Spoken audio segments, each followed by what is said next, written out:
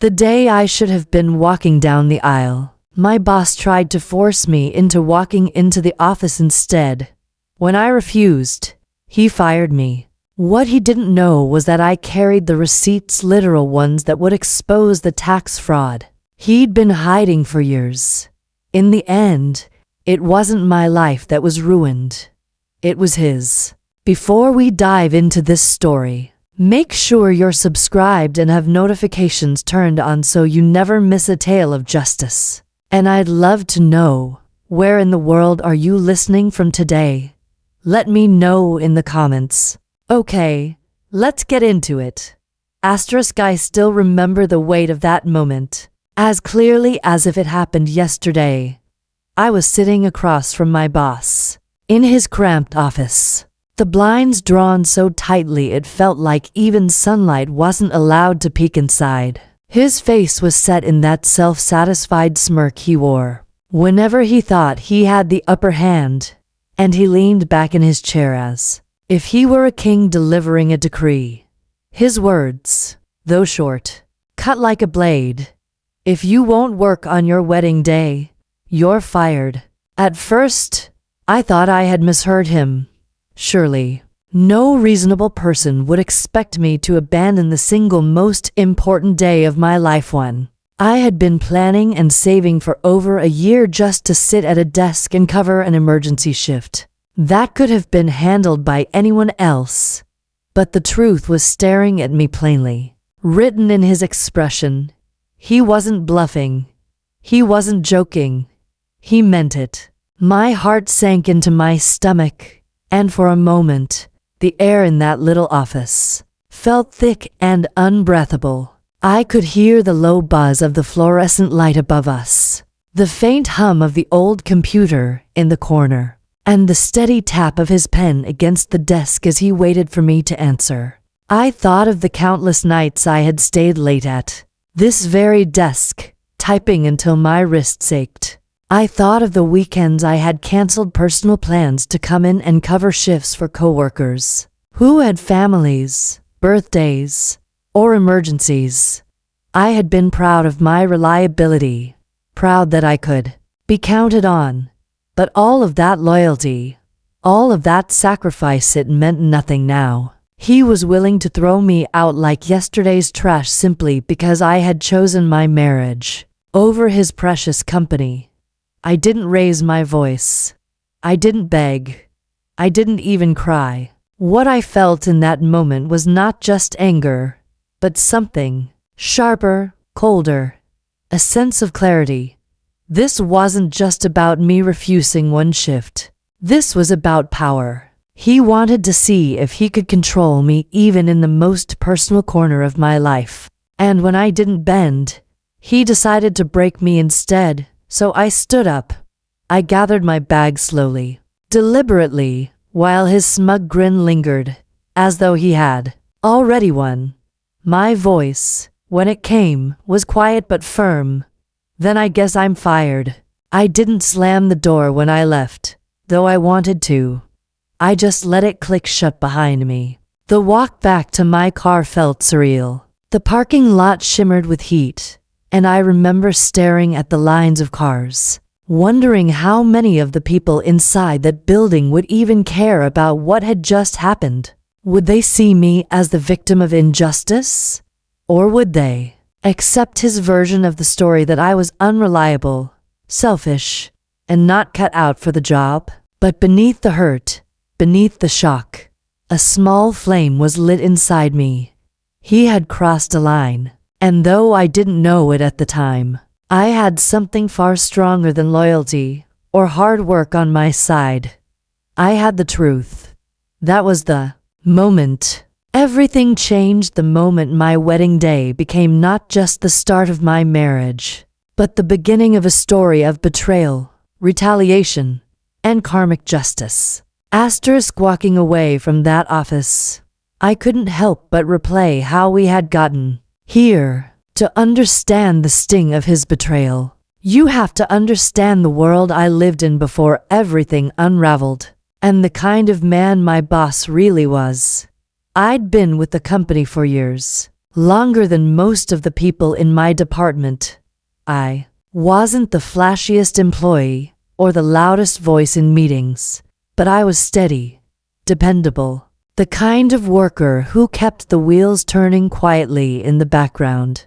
People came to me when they needed an extra hand, and 9 times out of 10, I said yes. I wore that reputation like a badge of honor. It wasn't just about the job. It was about the life I was trying to build. I was in my 30s, and after years of working through ups and downs, I had finally found some stability. My fiancé and I were planning our wedding carefully, sticking to a budget, making sure everything would be perfect without sending us into debt. For me, the job represented security, a steady paycheck, benefits, and the comfort of knowing that we could start our marriage on solid ground. But then there was my boss. To describe him as arrogant almost feels too soft. He carried himself with this air of superiority, as though the company revolved around him alone. He loved to remind people that he made this place what it was, though in truth, most of the hard work came from those of us in the trenches. He was the kind of man who thrived on control, who would set impossible deadlines just to watch people scramble to meet them. He had a way of making his demands sound like loyalty tests. If you agreed to cancel plans, skip holidays, or put the company before your own family, he praised you as dedicated. But if you dared to draw a line, even once, you were suddenly unreliable. Looking back, the warning signs had always been there. I remember one team lunch where he half joked, half sneered, that weddings were a waste of time and money. He said it with a chuckle, but his eyes were sharp, testing to see who laughed along. I remember another time when a co-worker asked for time off to attend her child's graduation. He rolled his eyes and muttered under his breath, "School ceremonies happen every year. Work comes first." It wasn't just what he said. It was the way he looked at people, like their lives outside the office were insignificant compared to his business. And yet, most of us put up with it. Why? Because jobs weren't easy to come by, and we were all afraid of losing ours. For a while, I told myself I could handle it. I was older than some of my co-workers, maybe more patient. I thought, if I just kept my head down and did my work, he'd eventually recognize my loyalty. In fact, a part of me truly believed that all the extra hours, all the sacrifices, would count for something when I asked for my wedding day off. But the reality was much harsher. In his eyes, loyalty wasn't something he valued. It was something he demanded endlessly without ever giving it back. That was the world I lived in before everything changed. A world where I worked hard, quietly hoping that dedication would be respected.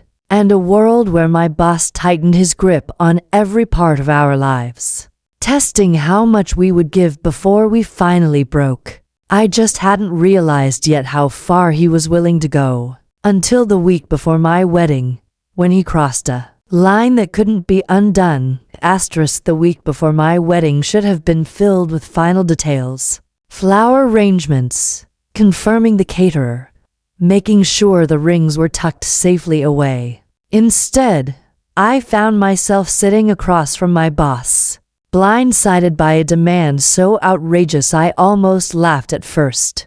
I had put in my vacation request months in advance. I'd handed over the paperwork with plenty of time, noted the dates on the office calendar, and even double-checked with HR to be sure everything was squared away. My co-workers knew about it too. They'd been teasing me in the weeks leading up to it, asking about the dress, the cake, the honeymoon. The whole thing was no secret. But just a week before the big day, my boss called me into his office.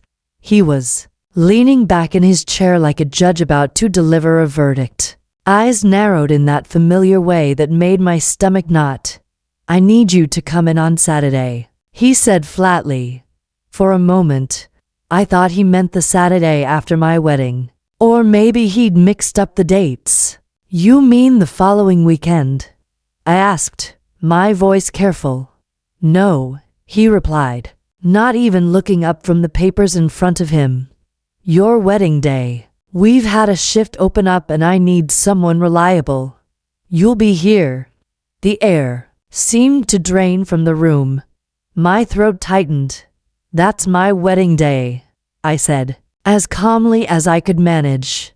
"I already arranged the time off months ago." He finally looked at me, tilting his head as though he were examining a child who had just failed a test. "Then you'll cancel. If this marriage is real, it can wait. But this company, this is your livelihood. Do you want to throw that away?" I remember gripping the edge of the chair, my nails digging into the fabric as heat rushed to my face. Cancel my wedding.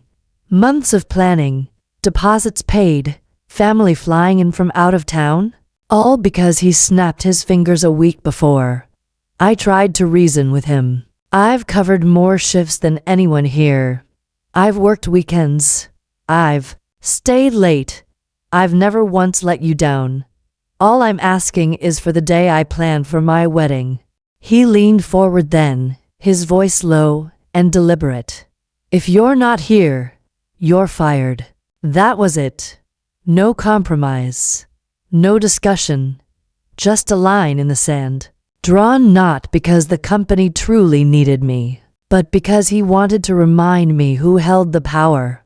I felt a wave of humiliation wash over me. After everything I had given, he still saw me as disposable. Worse, he saw me as someone he could bully into submission, even in the most personal part of my life.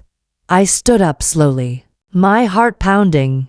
"Then I guess I'm fired," I said, my voice quiet but steady. He smirked, leaning back as though he had won.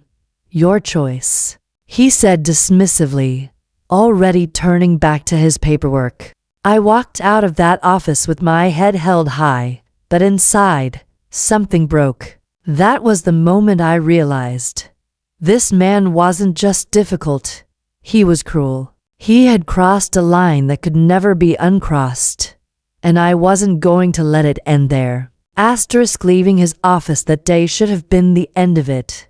He had made his choice, and I had made mine. I thought I could just put the whole ugly moment behind me and focus on walking down the aisle. But that wasn't enough for him. My boss wasn't content with firing me. He had to twist the knife deeper.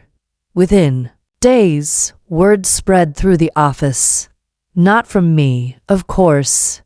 I had left quietly, with no dramatic scenes or tearful goodbyes. But somehow, everyone knew the story, and not the truth. They knew his version. He had painted me as selfish, unreliable, and disloyal. According to him, I had walked out when the company needed me most. I remember running into one of my old co-workers at the grocery store a few days later. She looked awkward, almost apologetic, as she said, "I heard you just didn't show up for a shift. Is that true?" That was when it hit me. He wasn't just trying to get rid of me. He was trying to rewrite the story of who I was. And he didn't stop there. He bragged openly in front of others that no one was irreplaceable, that employees came and went, and that the company always won. I heard, through mutual acquaintances, that he had even smirked when someone mentioned my wedding. Imagine choosing a party over your career. He had scoffed. It was humiliating. I had given years of steady, loyal work, and in a matter of days, he had reduced my reputation to a punchline. The worst part, he had done this before. As I spoke to people outside the company, I started hearing stories. There was the man who asked for time off when his father was ill. Suddenly, His hours were cut until he was forced to quit. There was a woman who asked for maternity leave. Mysteriously, her position was eliminated during her absence. My boss had a history of punishing anyone who dared to have a life outside the office. I began to see it clearly. I wasn't just collateral damage. I was part of a pattern. He thrived on control, and firing me was just another way to flex his power. At first, I tried to brush it off. I told myself, focus on the wedding. Focus on your new life. Don't let him live rent-free in your head. But that resolve was tested when he took things one step further.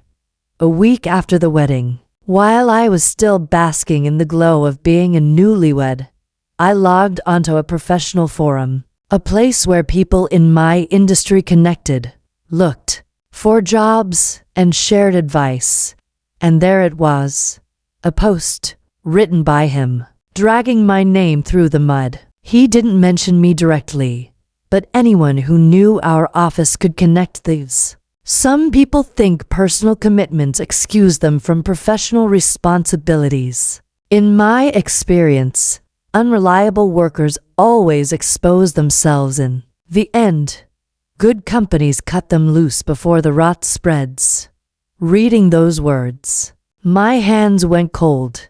It wasn't enough that he had fired me. Now he was poisoning my reputation in the very circles where I'd be looking for future work. He wanted to make sure I didn't just lose my job.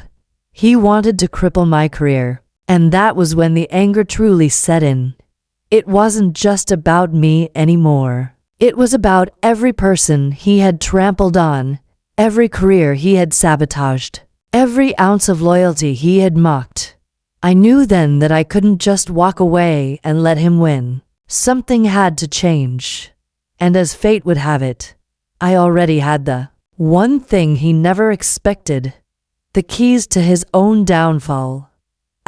For a while, I tried to bury myself in the glow of my new marriage. My husband and I returned from our honeymoon, settled into our small apartment, and tried to build the kind of peaceful life we had dreamed about.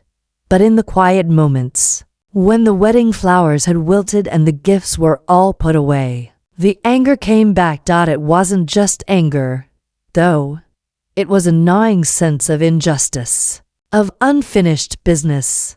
I had walked away with my dignity intact. Yes, but he was still sitting in that office chair, smug and secure, holding power over people who didn't dare defy him. And then came the phone call. It was from a former coworker, someone I trusted. She spoke in a hushed tone, as though even being overheard might bring consequences. I don't know what you did, she said, but he's furious. He's telling everyone you're blacklisted. He said no decent company in the city will ever hire you again. I sat there gripping the phone, a hollow ache opening in my chest. He wasn't done with me. He wanted to make sure I stayed down. That night, I couldn't sleep. I tossed and turned. The words were playing in my head like a cruel echo. Blacklisted. The word carried weight. It wasn't just about one job. It was about my entire future. I had worked hard to build a reputation, to create opportunities for myself. And now one man's spite threatened to erase it all. I remember lying awake, staring at the ceiling, and thinking, how dare he? How dare he believe he can dictate the course of my life? And then, a realization came creeping in, sharp and undeniable. I had something he didn't. You see, in all my years at that company, I had been the one who handled the fine details, the contracts, the scheduling, the reports that no one else bothered to read. My boss, he loved the spotlight, but he never loved the paperwork. And buried in that paperwork were things I knew he wouldn't want exposed. At first, I tried to push the thought away. I wasn't the kind of person who sought revenge. I didn't want to become bitter, to let him define who I was. But the more I thought about the lies he was spreading, the more I remembered every late night I had stayed behind to clean up his mistakes, every unethical shortcut he had asked me to ignore, every corner he had cut without anyone else noticing. He believed he was untouchable, but I knew the truth. And suddenly, I couldn't shake the idea that maybe, just maybe, it was time someone reminded him that power has limits. The breaking point wasn't a single moment of rage. It was quiet, almost calm. I sat at the kitchen table one night, sipping tea, listening to the hum of the refrigerator, and I realized, I can't let him keep doing this. Not to me, not to anyone else. That was when the anger settled into something sharper. Purpose. I didn't know exactly how yet, but I knew I wasn't going to let this end with me walking away in silence. This wasn't over. Not by a long shot.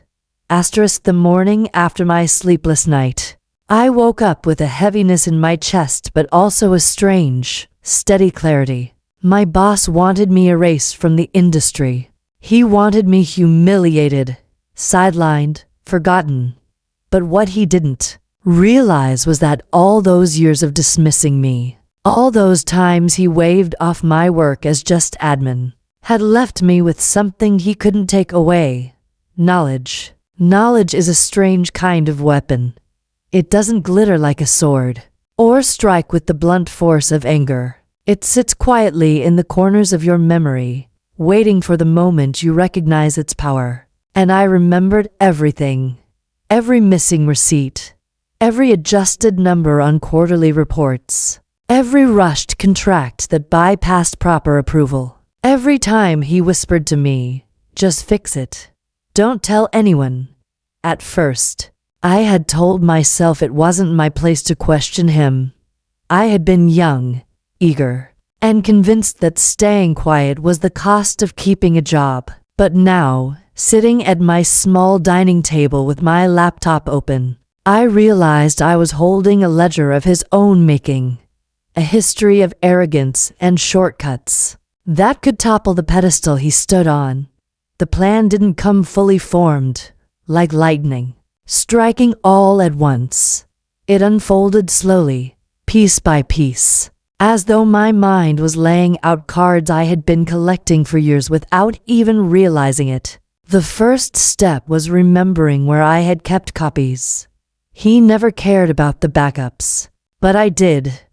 I had a habit, a survival tactic, really, of saving digital duplicates of contracts and emails. Call it paranoia, or maybe just diligence. At the time, I thought it was just part of doing my job well. Now, those files felt like armor. The second step was realizing how fragile his reputation truly was. He liked to play the role of the visionary, the man who saw opportunities others overlooked. But I knew better. I knew he depended on the silence of people like me to keep the foundation from crumbling. The third step was patience. A rash move would only make me look vindictive, maybe even reckless. No, this needed to be careful, deliberate, undeniable. If I was going to act, it had to be with precision. And then it struck me. The beauty of my weapon wasn't just the evidence I had. It was my credibility. He had tried to smear me as blacklisted, but I had years of professional references, former clients who trusted me, co-workers who had seen my dedication. His arrogance made him blind to the fact that while he was busy performing for the spotlight, I had built quiet trust in the shadows. That was when the plan crystallized in my mind. I wasn't going to scream. I wasn't going to fight him in the streets or send bitter messages into the void. I was going to let the truth speak for itself. I was going to gather every piece of evidence, every detail he had dismissed, and prepare it like a mirror he couldn't look away from. And when the time was right, I would hold that mirror up for everyone else to see. It wasn't about revenge in the heat of rage anymore. It was about justice, about balance, about making sure the man who had treated me as disposable finally faced the weight of his own actions. I remember closing my laptop that night and feeling something I hadn't felt in weeks. Calm. For the first time since I left that office, I wasn't just reacting to his cruelty. I was acting on my own terms. The plan was born, and with it, the first flicker of control returned to me. The weeks leading up to the moment felt strangely serene. On the surface, life went on as normal. Morning routines, evening dinners with my husband, polite conversations with neighbors. But beneath it all, I was building something.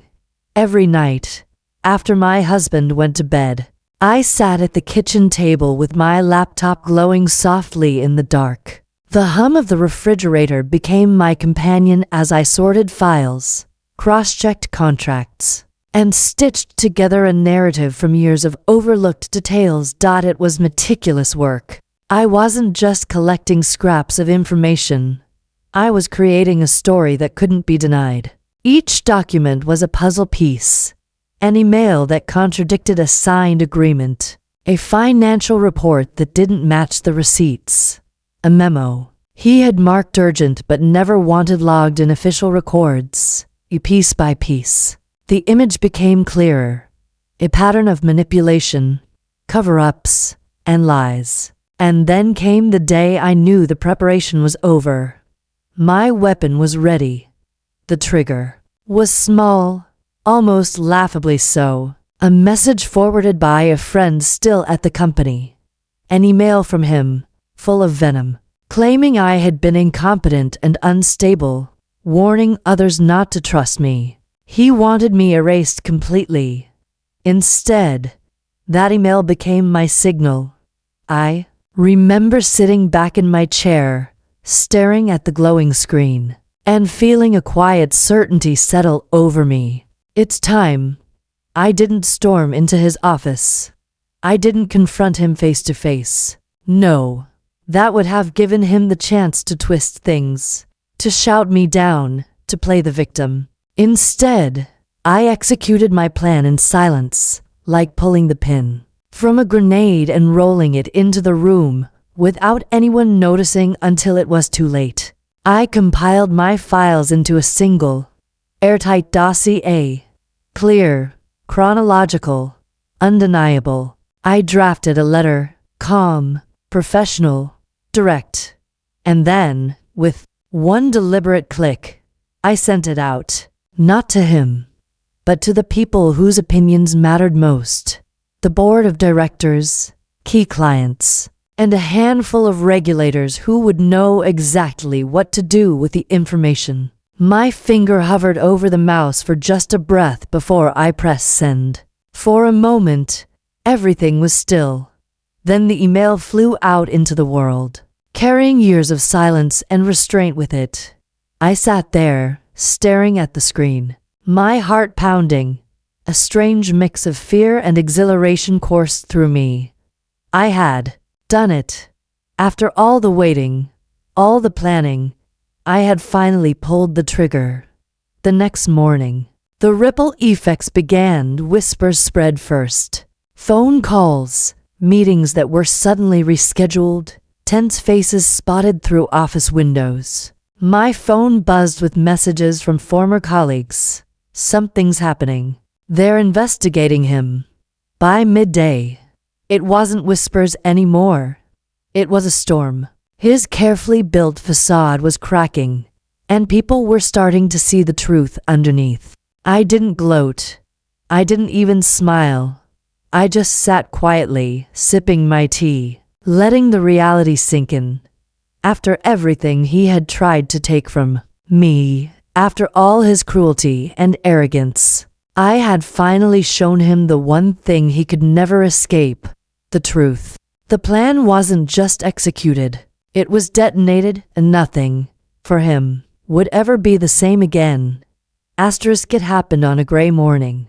The kind where the sky seemed heavy with secrets. I had just returned from running errands when my phone buzzed.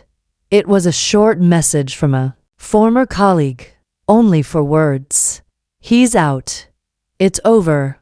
I froze in the middle of the kitchen, one hand still holding a grocery bag. For a moment, the words didn't seem real. After everything, the sleepless nights, the fear of retaliation, the constant tension, it was finished. He had been forced to resign. The board couldn't protect him. Not after the documents. Not after the regulators started circling. Clients had pulled away. Investors had demanded answers. And in the end, even his closest allies had stepped back, unwilling to sink with him.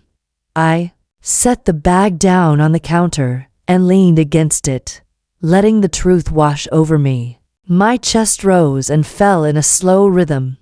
No triumphant music played. No dramatic confrontation unfolded. It was quieter than that. A simple release, like finally exhaling after holding my breath for far too long. Later that day, I walked past the building where I had once worked. The glass doors gleamed in the afternoon sun, reflecting back a life I no longer belonged to. Through those doors, I had once walked in with bright hopes and an open heart. Through those same doors, I had walked out carrying betrayal and humiliation. But now, standing on the sidewalk, I realized something profound. He was gone. The shadow he had cast over my life was gone with him. I didn't need revenge to feel satisfied. What I needed was justice. And that was exactly what I had achieved. I paused for a long moment, watching employees filter in and out. Some hurried, some laughed with one another, some looked weary. Life inside that building was continuing, as it always would. But for me, that chapter had truly closed. With a small, steady smile, I turned away and walked on. Not toward the past, not toward the wreckage he had left behind, but toward the life I had been quietly building for myself all along. A life with love, with peace, with the freedom of knowing I had stood up when it mattered most. And that was the final gift. Not just proving him wrong, not just watching his empire crumble, but reclaiming my own story. Because in the end, that was what he could never take from me. In the weeks that followed his downfall, the air around me seemed lighter, as though an invisible weight had been lifted. For the first time in what felt like years, I was no longer waking up with that gnawing anxiety in the pit of my stomach. There were no more late-night phone calls, no whispered warnings from co-workers, no fearful glances over my shoulder. The chapter was closed, and the world around me seemed to recognize it too. Friends I hadn't heard from in months started reaching out again. Some offered quiet words of apology. Apologies for doubting me, for staying silent when they should have spoken. Others simply wanted to reconnect, to remind me that life stretched beyond the walls of an office and the schemes of one arrogant man. At first, I wasn't sure how to accept their words. The scars of betrayal don't fade overnight, and trust isn't something you rebuild with a single message. But little by little, I allowed myself to let them back in. I realized that isolation had been part of his power, convincing me I was alone. Now, slowly, I was undoing that. Financially, I was stable. I had been careful. And despite everything, he hadn't succeeded in draining me of my future. Emotionally, I was healing. Therapy helped. Long walks helped. Sitting in quiet cafes with nothing but a notebook and pen helped. I was writing again, something I hadn't done in years. Pouring out thoughts without worrying who might use them against me. One afternoon, while walking through the park, I noticed families gathered for picnics. Couples laughing on benches, children chasing after each other with careless joy. I paused on the path, and it struck me. This was what he could never understand. Power and manipulation had been his currency. But here, in the laughter and the warmth of ordinary life, was something stronger. Connection, love, peace. The irony, of course, was not lost on me. He had tried to strip me of everything: dignity, reputation, even hope. Yet in destroying himself, he had given me a chance to begin again. Not in the shadow of what I had lost, but in the light of what I could now create, in my new normal. Success wasn't measured by titles or boardroom victories. It was measured by quiet mornings with coffee, by the sound of rain against my window, by the steady heartbeat of knowing I had survived and come out whole. And perhaps most importantly, it was measured by the calm certainty that I would never again ignore my instincts, never again silence my own voice to keep the peace. That was the true aftermath. Not just freedom from him, but freedom to live as myself. I had once thought his betrayal was the end of my story, but now I understood. It was only the beginning of a new one.